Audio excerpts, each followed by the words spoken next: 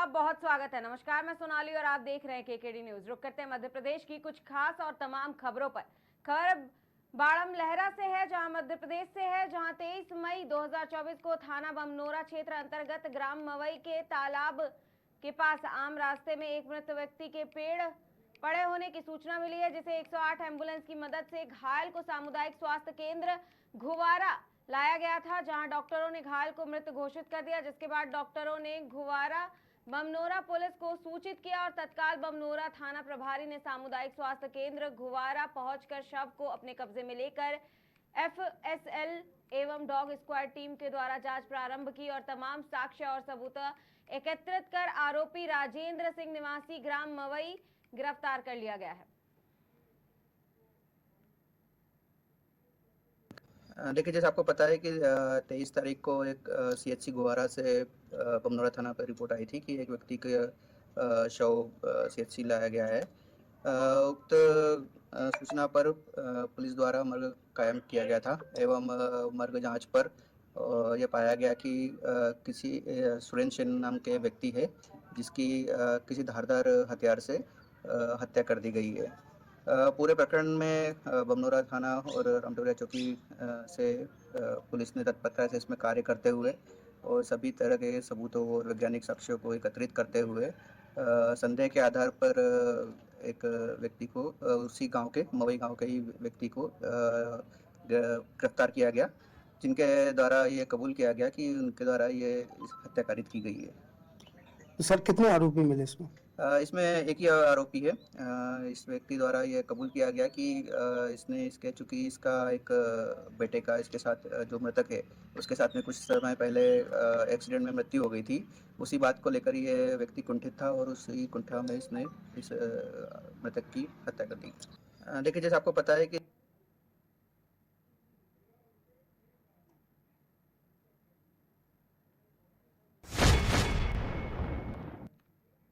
रुक करते हैं अगली खबर की ओर। देवास जिले के बागली मुख्यालय होरिया खोआ में सूफी अमीरुद्दीन मियां का 3 उर्स मनाया गया है। उर्स में हिंदू मुस्लिम एकता की मिसाल देखने को मिली है। उर्स के आयोजन में सूफी अमीरुद्दीन मियां के आस्थाने पर सर्वप्रथम चादर पेश कर देश के अमन चैन भाईचारे की दुआ मांगी गई है। वहीं कव्वाली का आयोजन भी किया गया। 3 कव्वाल पार्टियों ने सूफियाना कव्वाली पेश कर मस्त मंगलों का दिल जीत लिया है। उर्स के मौके पर आसपास के इलाके से सैकड़ों महिलाएं, बच्चों सहित पुरुष ने सूफी अमीरुद्दीन मियां की जियारत का, लंगर और कव्वाली का लुत्फ उठाया।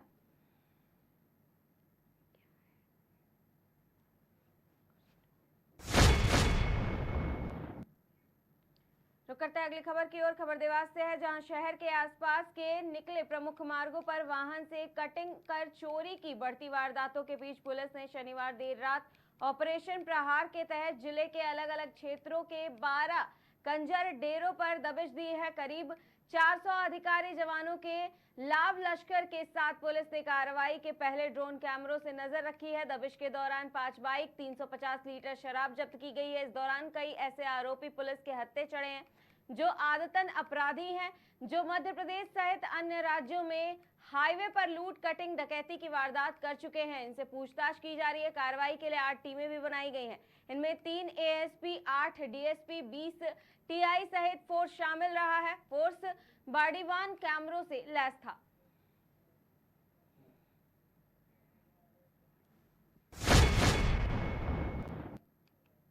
रुक करते हैं अगली खबर की ओर। ये खबर मंडला से है, जहां मंडला में ड्यूटी के दौरान हेड कांस्टेबल की मौत हो गई है। हार्ट अटैक आने के चलते हेड कांस्टेबल की जान चली गई है। मनेरी गांव के रहने वाले विवेक दुबे ममहनी थाने पर पदस्थ थे। पुलिस अधिकारियों ने परिजनों को विवेक दुबे की मौत की सूचना दी है।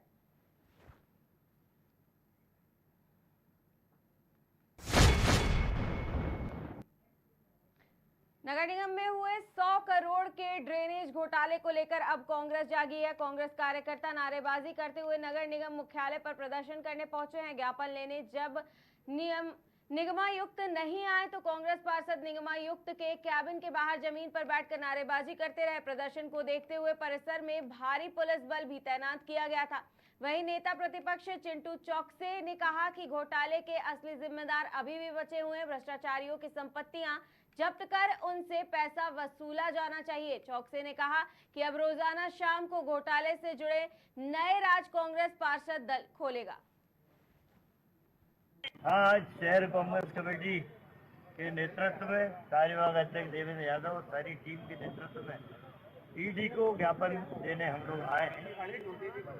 असल में इतने बड़े बड़े घोटाले हो रहे हैं। नर्सिंग कॉलेज का घोटाला, इस शहर के नगर निगम को, शहर को भाजपा के नेताओं ने लूट लिया। मेडिकल कॉलेज का घोटाला, नर्सिंग कॉलेज का घोटाला, उल्टे सीबीआई के अंदर घोटाला। जिन लोगों को जांच के आदेश दिए सीबीआई को, उन लोगों ने रिश्वत लेके नर्सिंग कॉलेज के मान्यता को क्लीन चिट दे दी, सारे मापदंड को क्लीन चिट दे दी।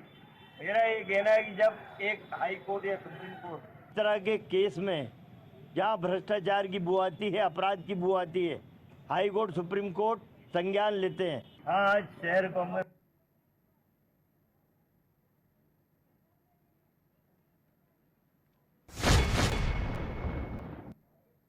रुक करते हैं अगली खबर की ओर। इंदौर में पुलिसकर्मियों के साथ मारपीट की घटनाएं लगातार सामने आ रही हैं। कनाड़िया क्षेत्र में हुई घटना के बाद सोमवार रात में एमवाय अस्पताल में पुलिसकर्मी से नशे में धुत युवक ने अभद्रता कर मारपीट की थी, जिसका वीडियो भी इंटरनेट मीडिया पर बहु प्रसारित हो रहा है। दरअसल यहां दो पक्षों में विवाद के बाद पुलिसकर्मी मामला शांत करवाने के लिए पहुंचे थे। वीडियो में एक नशे की हालत में युवक पुलिसकर्मी को अपशब्द बोलता हुआ नजर आ रहा है। इस पर पुलिसकर्मी ने जब डंडा उठाया तो उसके साथ मौजूद महिला ने पुलिसकर्मी के साथ मारपीट शुरू कर दी। महिला पुलिसकर्मी को बेल्ट से मारते हुए नजर आ रही है।